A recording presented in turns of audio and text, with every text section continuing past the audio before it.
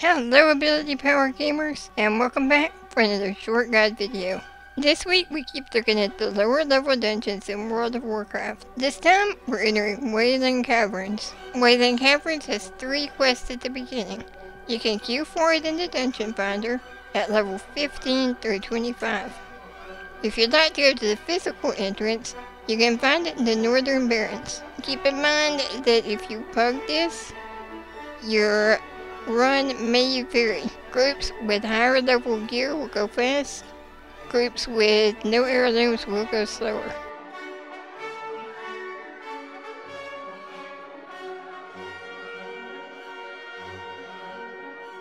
We're now approaching our first boss, Lady Anacondra.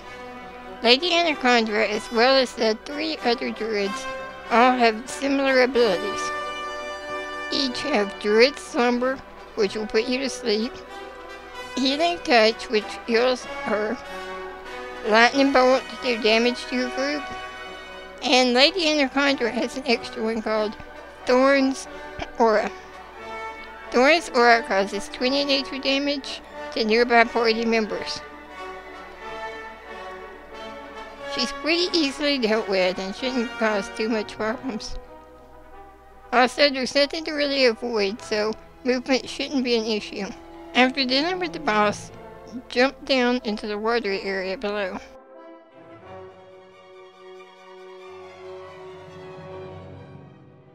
It's important to stay with your group here, as line of sight can be an issue.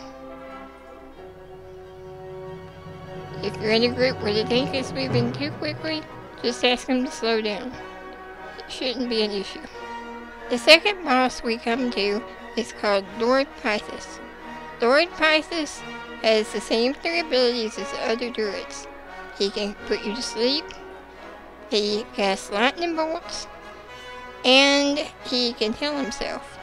Interrupting his heal will make the fight go by quicker, but it's not necessary. The extra ability Lord Pythos has is called Thunderclap. It is unavoidable and affects melee. It will slow your attacks down and do minimal damage.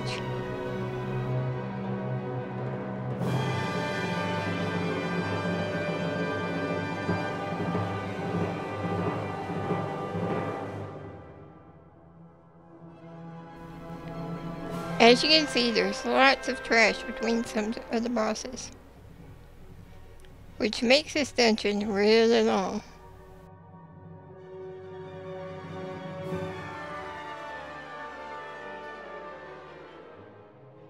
You can see the tank here is doing chain pulls, which means he's pulling lots of mobs back to back to back. This is another reason why it's important to stay with your tank. If you're having problems looting here, and would like the tank to slow down a little bit, just ask.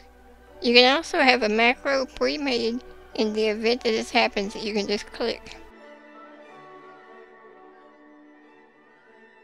The next boss we're coming up on is Lord Cobron.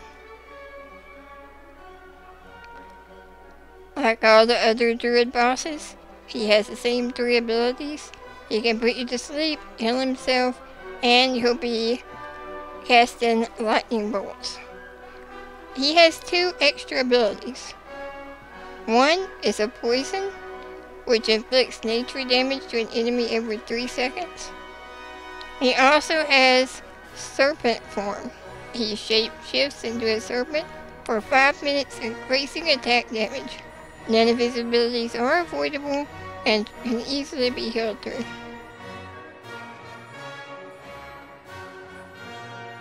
If you are new to the game, or if you haven't ran old dungeons in a long time, be aware that some groups take different paths, such as the jumps that we just made.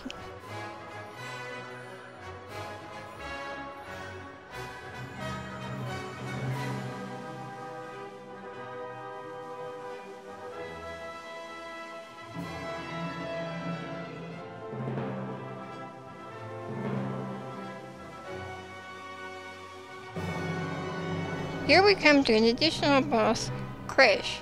He is neutral and he is optional. He only has one ability, Crushing Bite. He bites an enemy's armor, reducing it by 10%, which means your tank will take a little bit extra damage.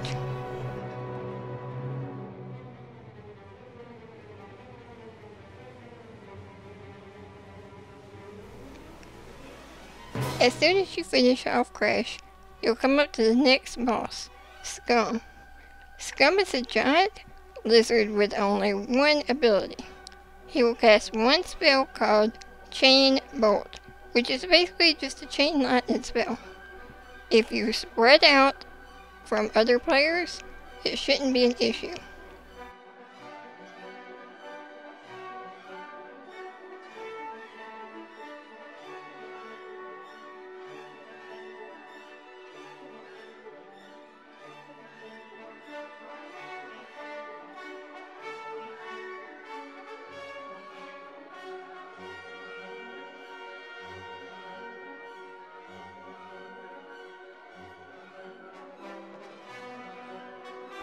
As you can see, it's another area that has a lot of trash between bosses.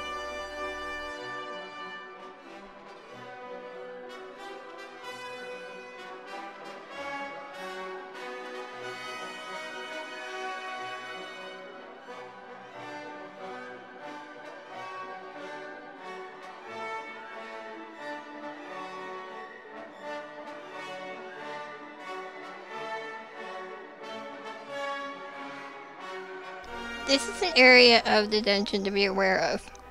As you can see, there is a jump. The cliff ends, a new one begins. With momentum, you can clear it without jumping in certain parts.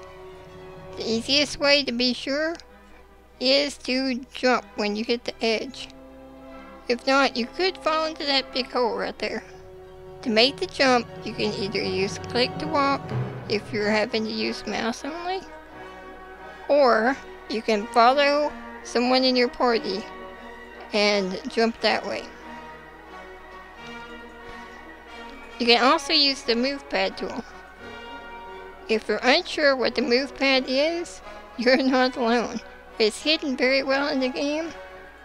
You can check out some of my other videos to show you how to enable it and how it's used.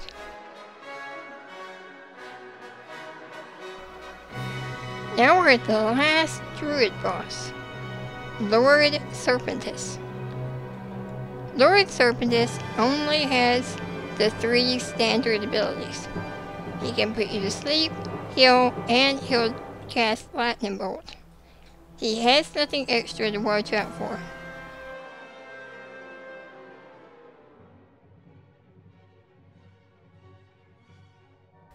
And right after him is our last of the main bosses, Verdun the Ever-Living. Verdun only has one ability, Grasping Vines. He will inflict physical damage to nearby enemies, knocking them down and immobilizing them for 5 seconds. If you're at max range, it shouldn't be a problem.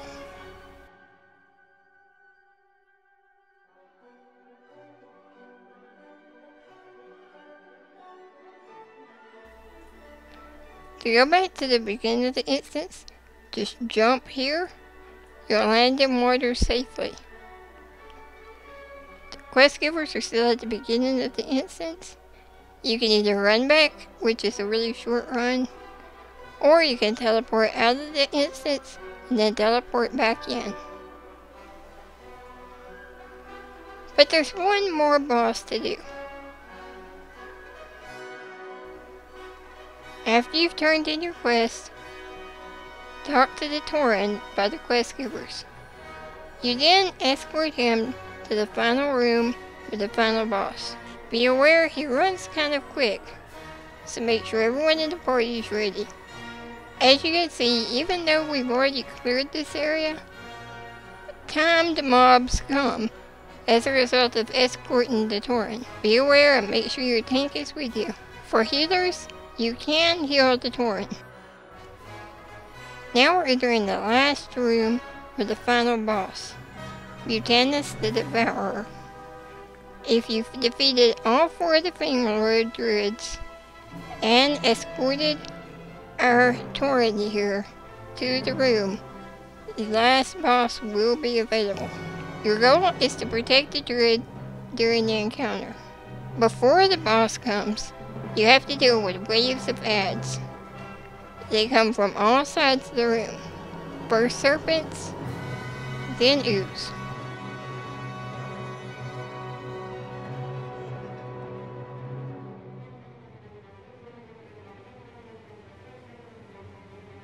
As you can see, with your party spread out, getting to everyone may be an issue, so be prepared to move often. Finally, Mutanus the Devourer comes. He's basically an oversized Murloc. He has 3 abilities. Neralex's Nightmare, which puts an enemy target to sleep for 8 seconds. Terrify, which makes you flee. It's basically a fear.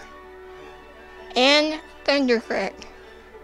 Thundercrack does damage to nearby enemies and stuns them for 2.5 seconds. Once he's down, you have completed the dungeon. Wailing Caverns is a pretty long dungeon. It took us about 25 minutes to run the whole thing. If you're a player who needs to get up and stretch frequently or gets fatigued easily, you can always skip this dungeon. Bosses themselves have nothing really bad you have to watch out for. They're mobility friendly. The instance being long and having that one place where you have to jump, it's not the most mobility friendly. But don't take my word for it. Check out Wailing Caverns and let me know what you think about it in the comments below. As always, if you like this short guide video, subscribe to our YouTube channel, or you can follow us on Facebook or Twitter. And we'll see you next time on Ability Powered.